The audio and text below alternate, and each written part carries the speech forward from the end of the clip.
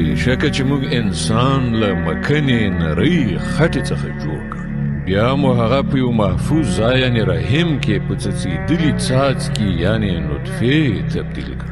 بیا مو هغه څاڅکي ته د برغنډ یعنې تړلې وینې بڼه ورکړه. بیا مو برغنډ یعنې تړلې وینه د غوښې بوټۍ وګرځوله. بیا مو د غوښې بوټۍ هډوکي جوړ کړل. بیا مو هډوکو ته غوښه ور واغوستله. بیا مو هغه یو بل مخلوق جوړ کړ. نو خورا زیات برکتناک دی الله، تر ټولو کاریګرو ښه کاریګر. بیا له هغه وروسته ارومرو ستاسې مړه کېدل دي. بیا د قیامت په ورځ به په یقیني ډول تاسې راپاڅول شئ.